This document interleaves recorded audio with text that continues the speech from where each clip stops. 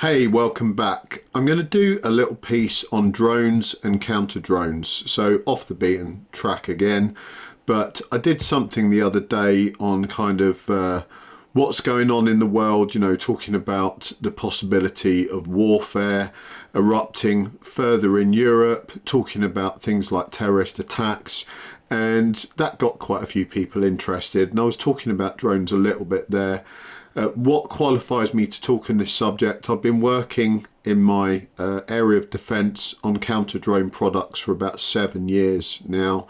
I was working on them before they were really a thing. We saw that drones were very likely to be used in combat and by bad players. We saw the kind of capability that they had. And we put two and two together and thought, yeah, this is going to be a serious issue. So I began working on products to defeat drones, Kinetic products. And I'll go into what I mean by that.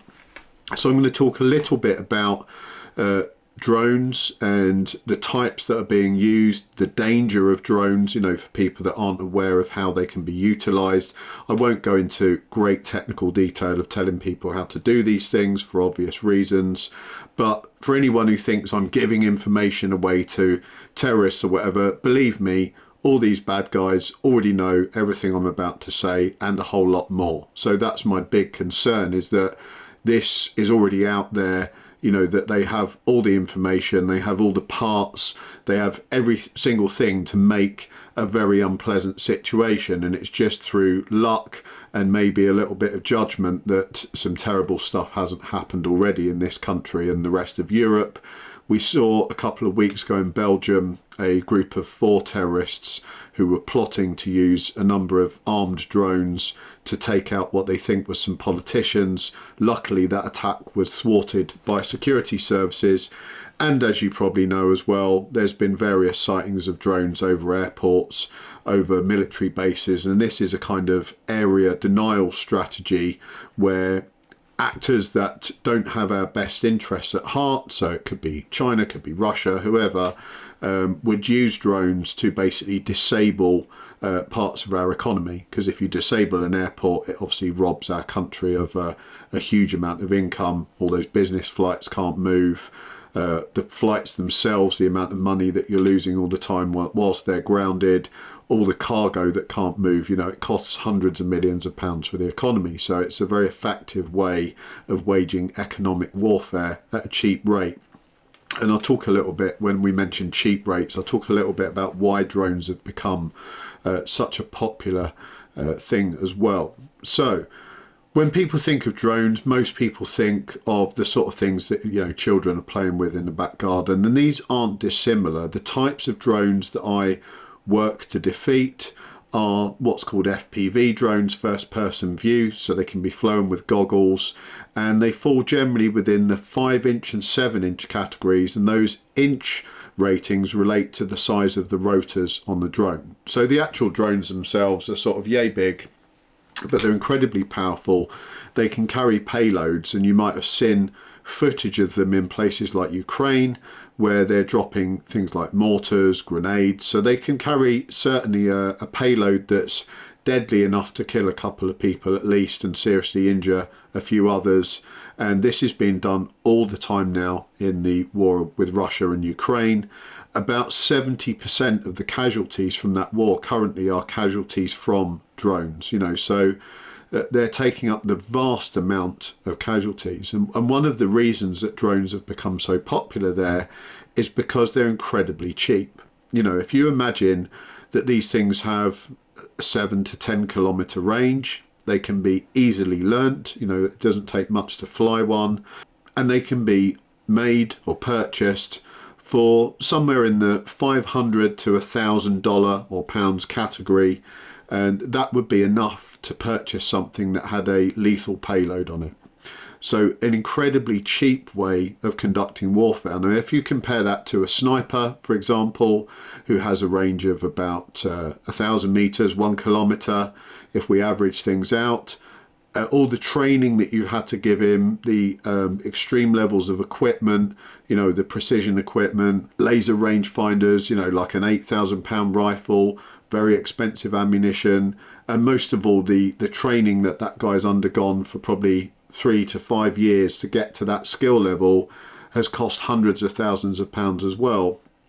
And you simply can't get enough of those guys through the mill. You know, artillery is very expensive. If you look at even the most basic artillery, the equipment itself is heavy, it's cumbersome, it's incredibly expensive. Artillery shells are not cheap. And you can have something with a similar range that's basically cost, you know, $500–600, and you've trained what could be like a kid to fly it, right? You know, if a kid can fly a normal drone, he can fly one of these drones.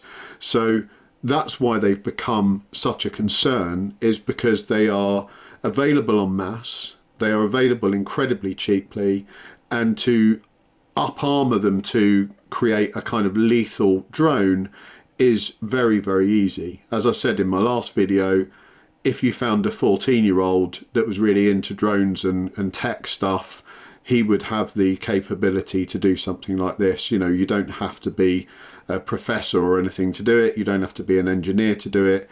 The stuff can be 3D printed. It's not difficult. And all those things are already out there on the internet for use. So, you know, they exist. And in fact, a lot of the drones originally that were fielded in Ukraine were using things that had also been designed for drones to carry things like cans of beer, for example. So it'd be a dropper that could actually hold a can of beer and drop it off, kind of a novel thing. But that then became a way to maybe hold something that was actually lethal, like a grenade. They were even using spods from fishing. So these things would be used in fishing to like fling bait out. You attach them to the end of your fishing line, and when they hit the water, they open up and they release a bunch of bait into the water.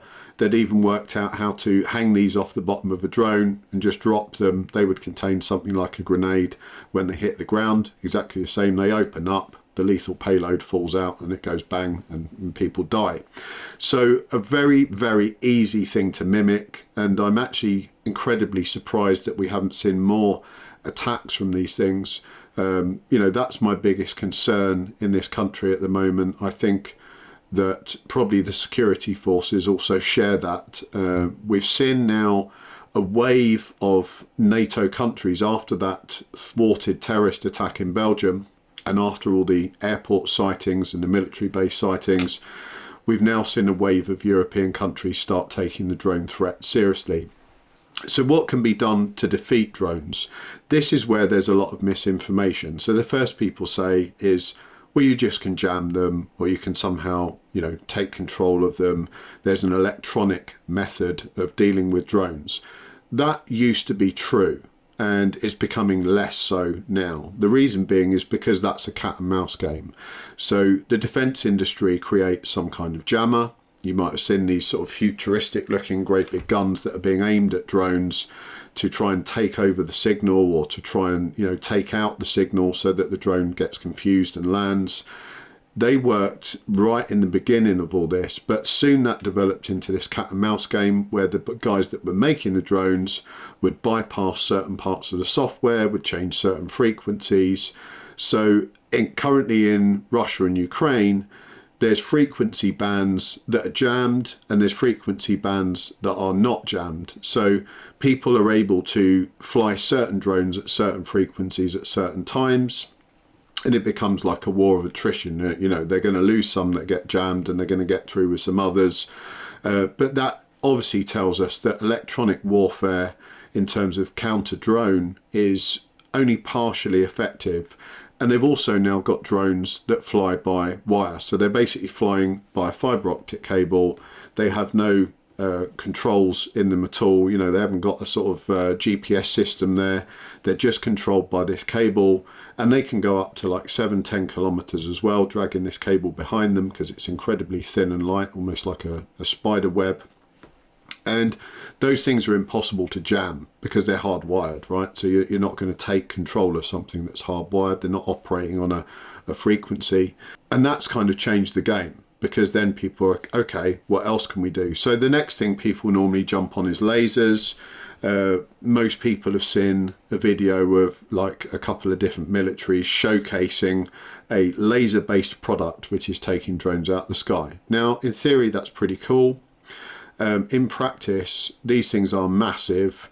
The banks that you need of batteries and energy to actually run these very high strength lasers are huge. So it's the sort of thing that you might see mounted on a truck, on a battleship, something like that, where you've got this sort of infinite energy supply, but it's not something that someone can carry as a soldier in the field. Even when you've got one of those very powerful lasers mounted on a truck or on a ship, they suffer from a number of issues. The first being, it really depends on the day. So if it's raining, if there's a dust storm, if there's snow, if there's mist and fog, if there's smoke, all of those things massively impact the laser's ability to actually harm the drone. So we know in testing recently in the Middle East, they tested one of these lasers, which was on a clear day, it was bringing down drones in like less than a second. You know, it would like focus on this drone. It's got like an AI targeting part to it, so it kind of tracks the drone in the air, and then it's frying it with this laser, and it would do that very quickly. When they took it out into the desert and there was dust and smoke and all sorts of stuff going on, it was taking about 20 minutes to actually burn through the drone body. So that was way too long. The drone would be, you know, detonating its lethal payload very quickly. And also, what do we think is going to get detonated? Of course, it's going to be the item that you're trying to destroy the drone with, because the drone pilots aren't stupid. So if you've got this great big laser on the back of a truck, that's going to be the first thing that gets destroyed.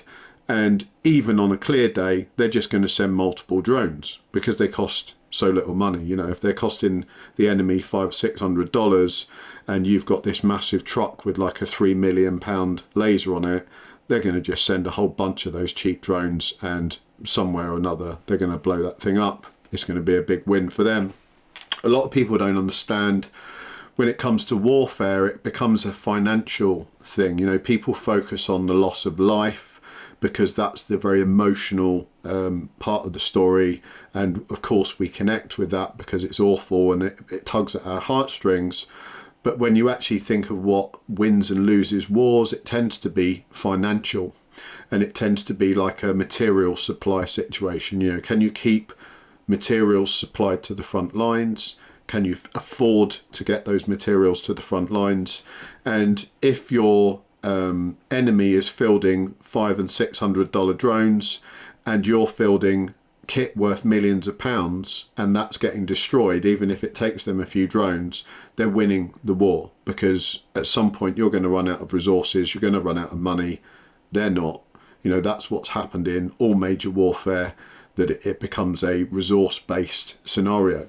So if electronic methods aren't particularly successful and lasers can be not that successful and not that practical, what else do we have left? Well, we have a number of kinetic options, and this comes down to really how difficult it is to hit a drone when it's flying through the air. Now, these things can travel anything up to about 130 kilometers an hour.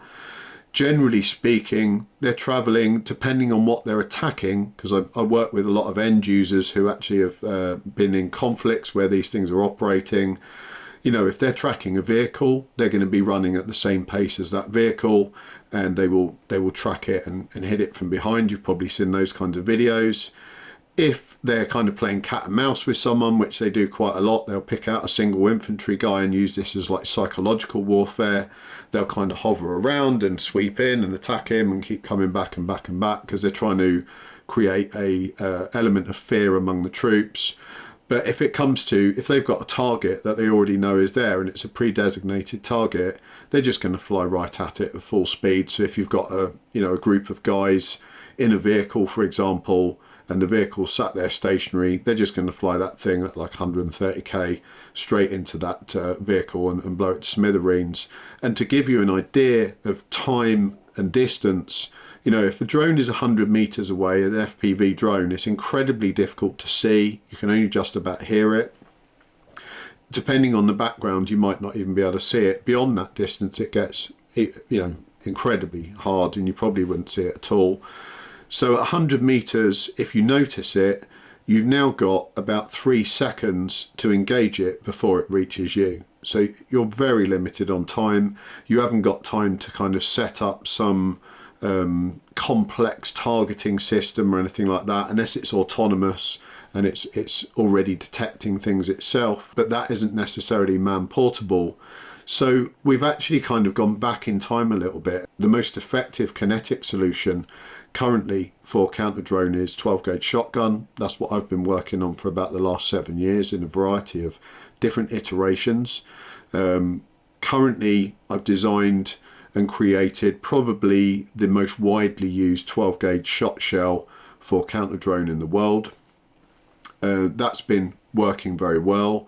You know, it gives these guys in the infantry a feeling that they've at least got something in the toolkit that they can utilize.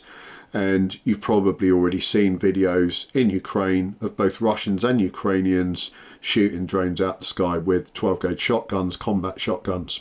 I think a lot of countries' militaries were kind of obstructive to that solution for, you know, a good few years, because they didn't not know about the drone threat. They all knew this was a threat, but I think they were all kind of waiting for a perfect solution. They were hoping electronic warfare would cover it. They were hoping that lasers would do something.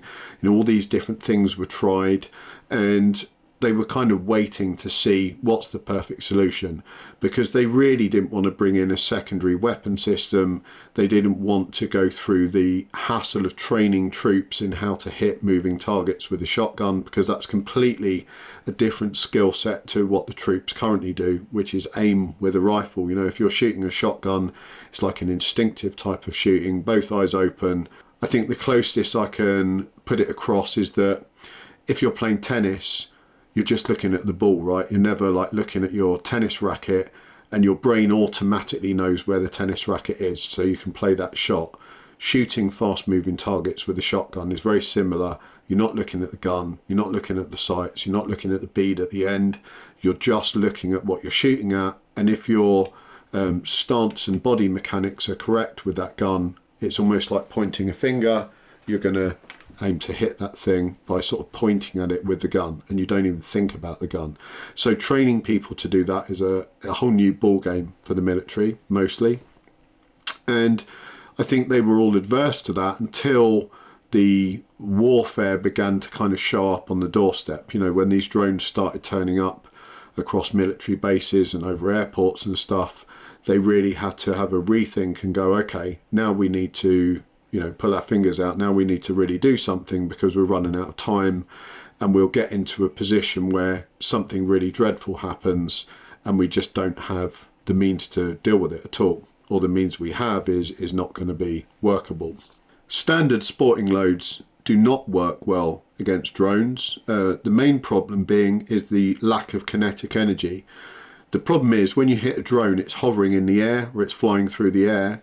If you hit something that has a lot of inertia with a projectile, like someone standing on the ground, for example, you know, they've got inertia, they might weigh 200 pounds and they're standing on the floor, that's a lot of inertia. So when that small projectile hits them, instead of their body moving backwards, the projectile moves through their body. You know, that's pretty basic terminal ballistics for you.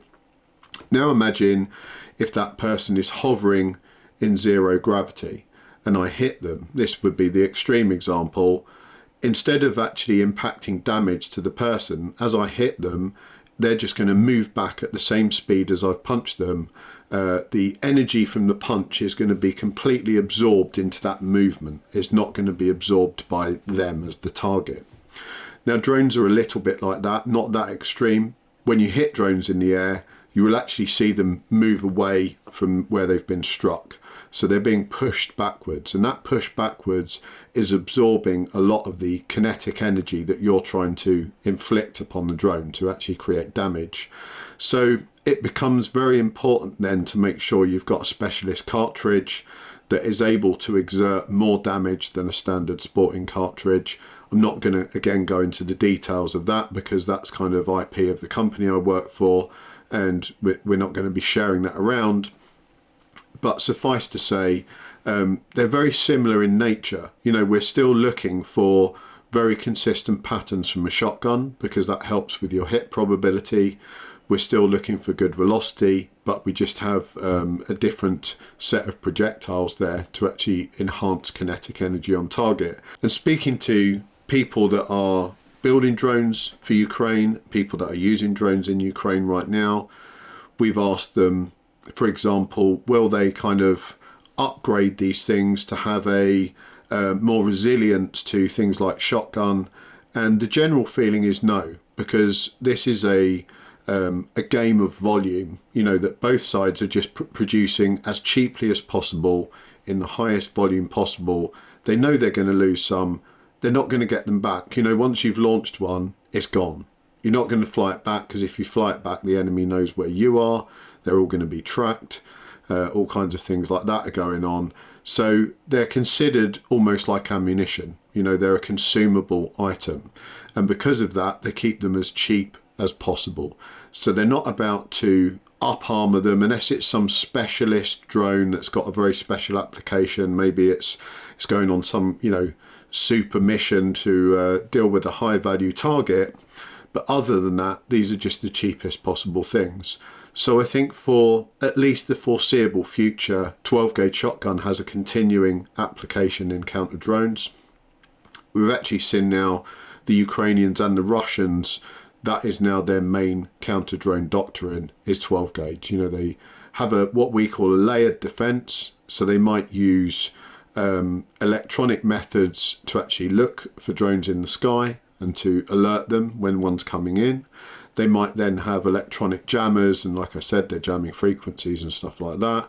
So that's already happening as well. Then the last part of that layer is kinetic, and that's where we get to the 12 gauge. So if the drone got through the electronic stuff, then the only option you have is a kinetic one. Are we likely to see this kind of thing utilised against us, you know, in our own countries? Well, we already are. Like I said, they're already using these things as a denial of service for airports, etc. We've had it at Gatwick already a couple of years ago.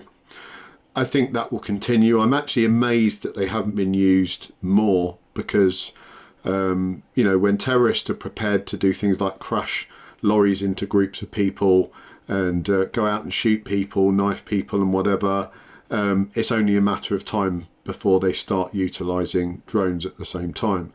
Drones also don't necessarily have to be flying. You know, that's how we all think of drones, but you can also have ground-based drones that are on wheels, you know, that they can move around on the ground. You can have water-based drones that are basically autonomous or controllable vessels that travel across water. And again, these are all things that are fully known by all the bad players in the world, and they are ready to utilize them. There's actually a massive amount of drones that are currently being utilized for drugs. So a lot of the drugs that are now smuggled are in what's called semi-submersibles, and these are either submersibles that have already been programmed with a route and they do that autonomously, or they're actually being controlled, and you know, people are sort of piloting them across the ocean without having to risk people. So it's a great boon for the drug peddlers, because they can just send however many of these things. There's no one there to grasp them up or to tell tales on them. There's no human interaction. So it's an ideal situation for them. We've also seen a lot in prisons that they're flying drugs in, they're flying weapons in, they're flying mobile phones in, you name it, they're being brought into prisons. So it may come a time where we actually see prisons start to utilise some actual decent CUAS methods. I mean, at the moment, from what I can work out, they're basically, a guard is sort of hiding around the corner with a mop or something and trying to bash these things out of the sky. They really aren't set up to deal well with them at all. They might be using some electronic jamming methods, but it won't be long before they're just not viable for the reasons I've already described.